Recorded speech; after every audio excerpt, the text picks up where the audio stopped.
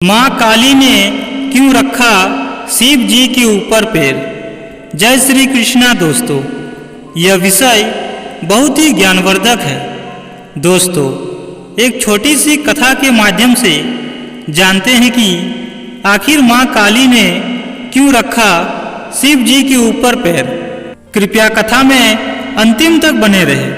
प्राचीन काल में राक्षस अपनी तपस्या के बल पर ऐसी शक्तियाँ प्राप्त कर लेते थे जिनके सामने टिकना देवताओं के लिए भी मुश्किल हो जाता था।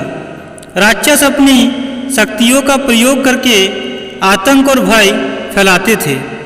एक बार रक्तबीज नाम के एक राक्षस ने भगवान शिव को प्रसन्न किया और उनसे एक वरदान हासिल कर लिया। रक्तबीज को यह वरदान मिला था कि उसका खून जहाँ भी गिरेगा वहाँ से उसी के समान राक्षस पैदा हो जाएगा।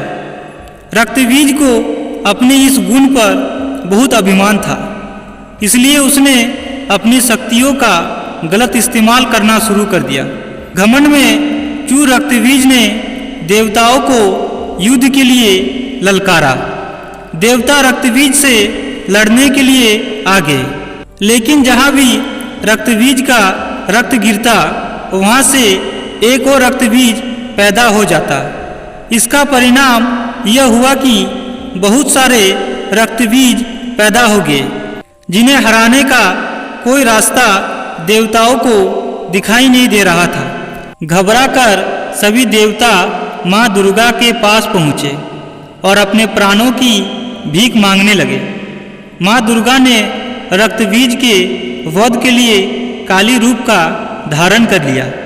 रक्तबीज को देखकर माँ काली क्रोध से भर उठी और अपनी जीभ को इतना फैला लिया कि सारे रक्तबीज उसमें समा गए।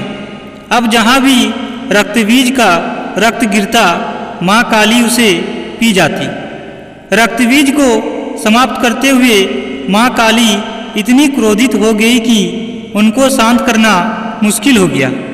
माँ काली का यह रूप विनाशकारी हो सकता था, इसलिए सभी देवता भगवान शिव के पास पहुँचे और बोले कि आप ही माँ का क्रोध शांत कर सकते हैं। माँ काली के क्रोध को शांत करना भगवान शिव के लिए भी आसान नहीं था, इसलिए भगवान शिव माँ काली के मार्ग में लेट गए।